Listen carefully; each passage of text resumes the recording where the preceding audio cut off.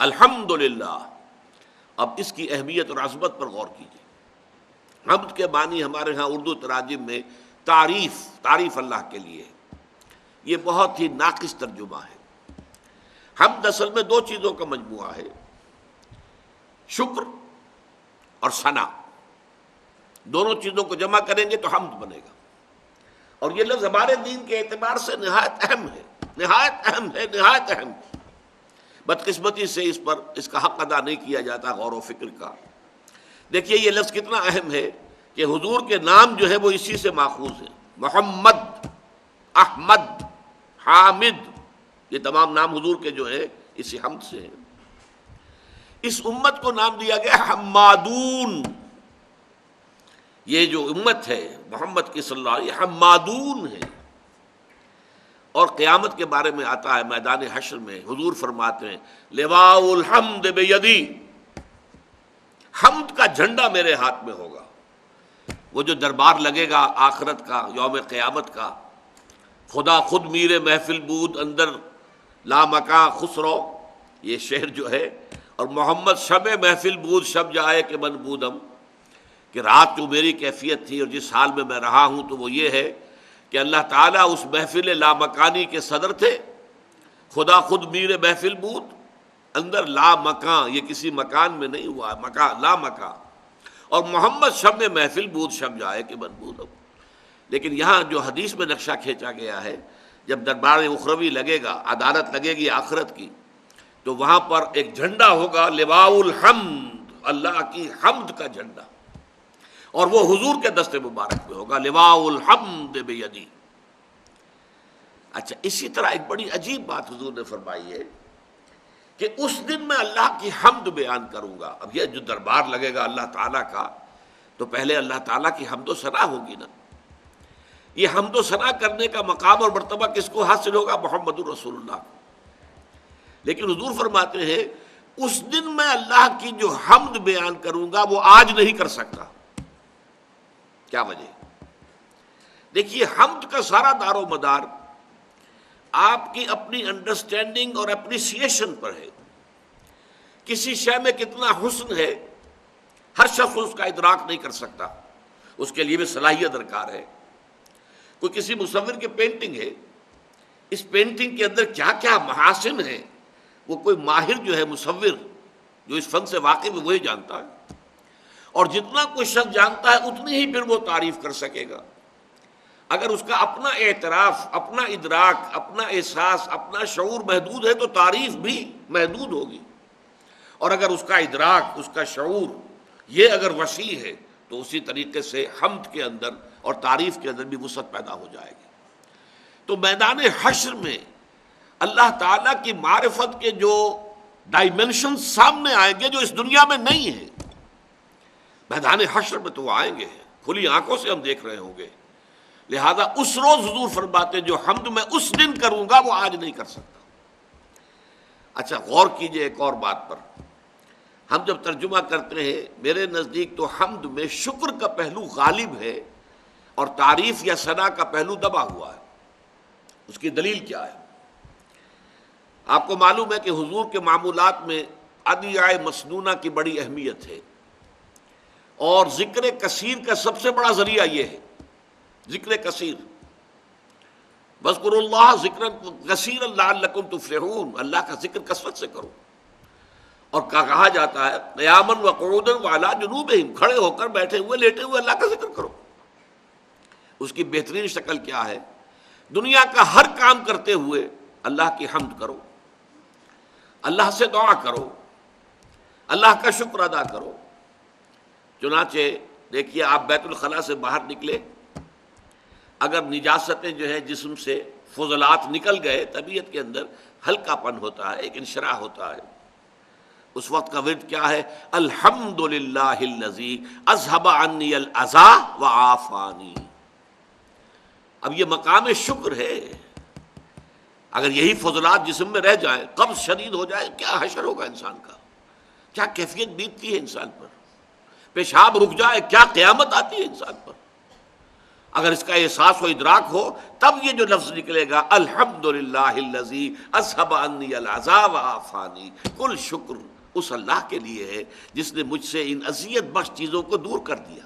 یہ اگر میرے جسم میں رہ جاتی تو اذیت کا، برس کا، بیماری کا موجب ہوتی، انہیں دور کر دیا اور مجھے عافیت بخشی، عافانی۔ صبح آنکھ کھلی، الحمدللہ الذی احیانی بعد ما اماتنی والیہ النشور، کل شکر اس اللہ کا ہے جس نے مجھے پھر زندگی عطا کر دی اس کے بعد کہ مجھ پر موت طاری کر دی تھی۔ نیند جو ہے وہ موت کی بہن ہے، آدھی موت ہے، تو گویا کہ صبح اگر اٹھے ہیں تو ایک نئی زندگی ملی ہے۔ تو چنانچہ جو بندہ مومن ہر صبح کا آغاز اس دعا سے کرتا ہو، الحمدللہ الذی احیانی بعد ما اماتنی والیہ النشور، اس اللہ کا شکر ہے جس نے مجھے زندہ کیا اس کے بعد کہ مجھ پر موت طاری کر دی تھی اور اب اسی کی طرف لوٹ جانا ہے۔ تو ایک صبح آنی ہے، صبح قیامت۔ صبح قیامت میں جب شعور کی آنکھ کھلے گی تو یہی الفاظ زبان پر ہوں گے، الحمدللہ الذی احیانی بعد ما اماتنی والیہ النشور۔ اچھا آگے چلیے، کھانا کھایا آپ نے، بھوک لگی ہوئی تھی، نقاہت تھی، کھانا کھایا، اس کے بعد کیا کہا؟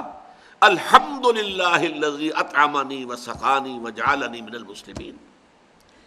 ان دعاؤں کو آپ دیکھیے، یہ مقام شکر ہے، اور مسلمان کی زندگی اگر واقعتاً وہ ذکر کثیر کے لیے ادعیہ معصورہ کو اپنا معمول بنا لے زندگی کے ہر کام کے ساتھ، شیشہ دیکھیے تو دعا ہے، کپڑے بدلے ہیں آپ نے، دعا ہے، بیت الخلاء میں داخل ہو رہے ہیں تو دعا ہے، باہر نکل رہے ہیں تو دعا ہے، بازار میں داخل ہو رہے ہیں تو دعا ہے، باہر نکل رہے ہیں تو دعا ہے، گھر سے باہر جا رہے ہیں تو دعا ہے، گھر کے اندر داخل ہو رہے ہیں، آئبون تائبون لربنا حامدون، اللہ کی حمد کرتے ہوئے ہم دوبارہ واپس آ گئے، اپنے گھروں میں لوٹ آئے، حامدون لربنا حامدون، وہی حمد۔